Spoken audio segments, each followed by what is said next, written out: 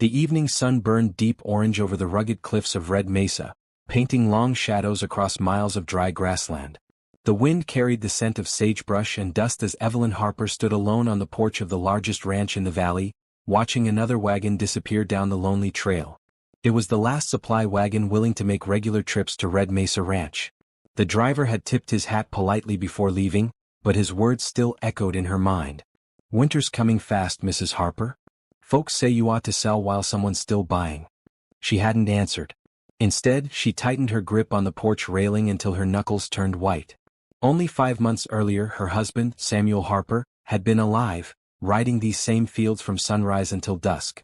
A sudden fever had taken him within a week, leaving Evelyn, just 29 years old, responsible for nearly 4,000 acres of grazing land, hundreds of cattle, and a ranch that everyone believed was too large for one woman to manage. The law said the property belonged entirely to her. The people around her believed otherwise. Some offered sympathy. Others offered advice. Most simply waited for her to fail. By late September, 3 ranch hands had already quit, convinced the ranch would never survive another winter without a man running it. The remaining workers did what they could, but fences stretched for miles, windmills constantly needed repairs, and the cattle required more attention than a shrinking crew could provide. Every morning Evelyn saddled her own horse before sunrise and worked until darkness swallowed the valley. Grief had become something she carried quietly, buried beneath long hours and endless responsibility. That afternoon, Marshal Owen Briggs arrived from the nearby settlement of Coyote Crossing. His silver beard fluttered gently in the desert breeze as he climbed onto the porch. "You don't have to carry all this alone," he said. "I don't see many volunteers." "They're afraid." "Of what?" "Watching a widow prove them wrong." Evelyn managed the faintest smile. "I don't need pity, Owen. I know. You know anyone looking for honest work?" The old marshal nodded thoughtfully. "There was a fellow asking around town this morning." "What kind of fellow?" "Quiet." "That's not much of a description. It tells you more than you'd think." Just before sunset, a lone rider appeared on the western trail. His bay horse moved at an easy pace, neither hurried nor exhausted. The rider wore a weathered brown coat faded by years beneath the desert sun. His hat sat low over calm gray eyes that constantly studied the land around him. A rolled bedroll, a saddlebag, and a well-maintained rifle were the only possessions visible. He stopped several yards from the porch before removing his hat. "Evening, ma'am. You looking for someone?"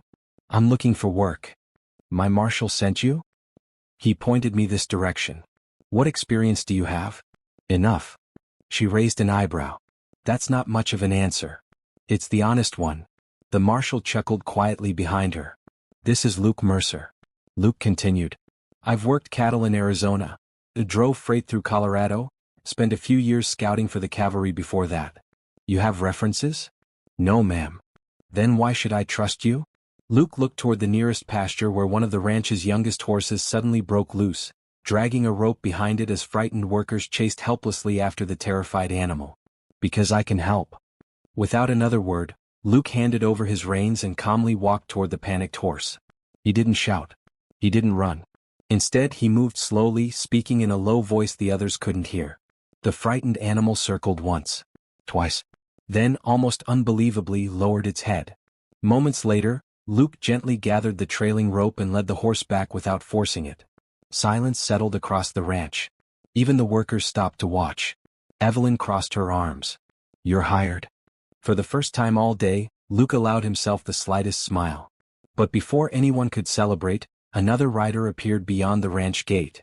Unlike Luke, he arrived in polished boots, an expensive black coat, and with 2 armed men following several paces behind. Victor Kane. One of the wealthiest land investors in New Mexico territory. He never bothered climbing down from his horse. "I've come to make one last offer for your ranch, Mrs. Harper." Evelyn met his gaze without flinching. "It isn't for sale." Victor smiled, though nothing about it felt friendly. Winter has a way of changing people's minds.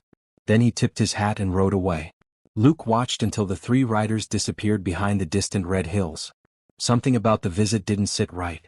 As darkness settled over Red Mesa, he walked toward the ranch's only natural spring. Fresh wagon tracks cut through the soft earth. They hadn't been there that morning. Someone had visited the water source after sunset. And whoever it was, had taken great care not to be seen. Luke Mercer knelt beside the fresh wagon tracks, running his fingers through the loose soil near Red Mesa Ranch's spring. The marks were sharp, the dirt still damp where heavy wheels had pressed into it. "They're fresh," he said quietly. Evelyn dismounted beside him, studying the narrow trail that disappeared into the rocky hills. "How fresh?" "Within a few hours." She looked toward the spring where clear water still flowed between smooth stones. Who would come all the way out here after dark? Luke stood slowly. Someone who didn't want to be noticed. At first light the next morning, they followed the tracks upstream. The trail wound through a narrow canyon before opening onto a small clearing hidden between towering red cliffs. Both horses stopped as their riders stared ahead. Several men were already at work. Fresh-cut timber lay stacked beside the creek while two laborers drove wooden posts into the ground. Others shoveled dirt, slowly carving a narrow channel that would divert the spring's water away from Red Mesa Ranch. Luke's expression hardened. "They're building a diversion." Evelyn's heart sank. "If they finish that, our cattle won't have enough water before winter." The workers looked up as the horses approached. One of them stepped forward nervously. "We're just following orders." "Whose orders?" Evelyn demanded. The man hesitated. Before he could answer, another familiar voice echoed across the canyon. "Mine." Victor Kane rode into the clearing calm as ever, followed by two armed riders. He looked around as though inspecting property he already owned. "You've crossed onto my land," Evelyn said. Victor smiled. "Actually, I purchased the parcels north of your boundary last spring. That doesn't give you the right to steal my water." "I'm not stealing anything." He gestured toward the creek. "I'm improving land I legally own." Luke stepped between them. "The spring has supplied this ranch for years." Victor shrugged. "Then perhaps someone should have filed the paperwork years ago." For several long moments nobody moved. Luke noticed survey stakes planted beside the creek, each marked with fresh measurements. Without saying a word, he memorized every location. Victor eventually turned his horse. "Enjoy what's left of your water, Mrs. Harper." Then he rode away. Back at Red Mesa Ranch, Marshal Owen Briggs listened carefully as Luke described everything they had seen. "The law isn't simple," Owen admitted. "But if your ranch has used that spring continuously for years, you've got a chance." "A chance isn't enough," Evelyn said. "It's all we've got." Luke spread a rough map across the kitchen table. "We need proof." "What kind?" "Witnesses." He pointed toward neighboring ranches. "Families who've watched this spring feed Red Mesa long before Victor bought anything." Marshal Briggs nodded. "And the survey stakes?" Luke smiled slightly. "I memorized every one." Over the next week, Luke and Evelyn rode from ranch to ranch gathering statements. Old ranchers remembered Samuel Harper watering cattle there for decades. Traveling freight drivers confirmed the spring had always belonged to Red Mesa. Even an elderly shepherd signed a sworn statement describing the same water source nearly 20 years earlier. Meanwhile, Victor's pressure grew worse. One night, several pasture gates were mysteriously left open. The next morning nearly 40 cattle had wandered into rough country. Another evening, stacks of hay disappeared without explanation. Fence posts were cut under cover of darkness. Two ranch hands accepted better-paying jobs elsewhere after receiving unexpected offers in town. Fear slowly settled over Red Mesa. Yet Luke never complained. He repaired every broken fence himself. He worked long after sunset. When the windmill stopped turning, he climbed into the freezing night to fix it before morning. He never asked for recognition. One afternoon, while Evelyn repaired harnesses outside the barn, Victor appeared alone. He found Luke sharpening tools beside the blacksmith shed. "I hear you're earning quite a reputation," Victor said. "I'm earning a day's wage." Victor removed a small leather pouch from his saddle. Coins clinked heavily inside. "There's enough here to buy your own ranch." Luke didn't even glance at it. "What do I have to do? Ride away? And leave her to lose everything?" Victor's smile faded. "You've known her barely 2 weeks." Luke met his eyes. "Long enough." Victor slowly returned the pouch to his saddle. "Then you'll lose everything with her." He turned his horse and disappeared down the trail. Luke watched until the dust settled. Something about Victor's confidence troubled him. Men who expected to lose didn't make threats that calmly. That evening, a powerful desert wind swept across Red Mesa. The sky glowed crimson beneath the setting sun. Then one of the ranch hands shouted from the eastern pasture. "Fire!" Everyone turned. A wall of orange flames raced through the dry grass, driven by fierce autumn winds. Luke grabbed his saddle. Evelyn was already climbing onto her horse. Neither of them needed to say a word. If they failed to stop the fire before it reached the barns, Red Mesa Ranch would be gone before sunrise. The flames swept across the eastern pasture with terrifying speed.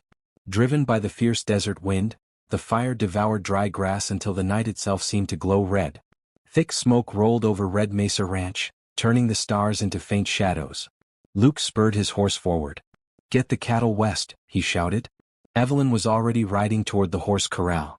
Several frightened maras kicked against the wooden gates, desperate to escape. "If they panic, they'll burn alive," she called. Without hesitation, she jumped from her saddle and threw open the corral gate. The horses thundered past her, racing toward the open range as sparks swirled around them. Meanwhile, Luke organized every remaining ranch hand. "Dig a fire break," he ordered. Men grabbed shovels and axes, cutting a wide strip of earth between the advancing flames and the main barns. Others soaked blankets in water from the spring and beat at the fire wherever it crossed the line. For nearly 3 exhausting hours they fought the blaze. The smoke burned their eyes. Their hands blistered. More than once the fire jumped the brake, forcing them to start again. Just before midnight the wind finally shifted. The flames slowed. Then one by one they died against the bare ground. Silence settled over Red Mesa. The barn still stood. The house was untouched. Nearly every animal had survived. As exhausted workers gathered near the well, Marshal Owen Briggs rode into the yard carrying 2 deputies. "We caught one of the men who started it," he announced. Everyone turned. The prisoner lowered his head. "I was paid," he admitted quietly. "Paid by who?" Evelyn asked. The man hesitated only a moment. "Victor Kane." The ranch fell silent. 3 days later, Victor Kane stood inside the territorial courthouse in Coyote Crossing. He denied everything. "There isn't a shred of proof," his lawyer insisted. Marshal Briggs stepped forward. "There is now." The captured rider confessed under oath. More importantly, Luke presented copies of the survey markers he had carefully sketched the day he discovered the illegal diversion. Combined with sworn statements from neighboring ranchers, freight drivers, and longtime settlers, they painted one clear picture. For over 20 years, Red Mesa Ranch had continuously depended on the spring. Victor's newly filed claim couldn't erase decades of established use. The territorial judge studied every document before finally removing his spectacles. "This court recognizes the long-standing water rights of Red Mesa Ranch." A wave of relief swept through the room. He continued. "The court also orders an investigation into allegations of arson, intimidation, and fraudulent land surveys involving Mr. Victor Kane." Victor's confident smile disappeared for the first time. Without another word, he turned and walked out of the courtroom. No one tried to stop him. His empire had already begun to crumble. Winter arrived early that year. Snow dusted the red cliffs surrounding the valley while the repaired windmills turned steadily in the cold breeze. The ranch was safe. The spring flowed freely once again. Life slowly returned to normal. One crisp morning, Luke quietly loaded his saddlebags onto his horse. Evelyn found him tightening the saddle strap outside the barn. "So," she said softly. "So, I suppose your work here is finished." Luke nodded. "I reckon it is." Neither of them moved. After a long silence, Evelyn smiled. "When you first arrived, you asked me for a job." "I did." "I think you've earned something better." Luke looked at her curiously. "And what's that?" She stepped closer. "A reason to stay." For the first time in years, Luke laughed, a quiet, genuine laugh that seemed almost unfamiliar to him. "I've spent a long time riding away from places. You don't have to anymore." He looked across the ranch. The barns they had saved. The cattle grazing peacefully beyond the fences. The windmill he had repaired before anyone asked. Finally, he removed the saddle from his horse and carried it back into the barn. "I suppose," he said with a smile, "I've got another gate or two that still needs fixing." Evelyn laughed. "I was hoping you'd say that." By the following spring, Red Mesa Ranch was thriving once again. New calves filled the pastures. Fresh fences stretched across the hills. The spring, now officially registered under Evelyn Harper's name, would never again be threatened by false claims or greedy investors. Marshal Briggs retired soon afterward, satisfied that justice had finally found its way to the valley. As for Luke and Evelyn, they were married beneath the wide New Mexico sky on a warm April afternoon, surrounded by neighbors who had once doubted the ranch could survive. Looking back, many remembered the fire, the courtroom, and the fight for the spring. But those who knew them best remembered something much simpler. One man had tried to take everything by building barriers around water that never belonged to him. Another had quietly stayed behind to repair broken fences, rescue frightened animals, and protect a place that wasn't his, until someone made it home. Because in the Wild West, a person's true character was never measured by the land they claimed. It was measured by what they chose to build after life gave them every reason to walk away.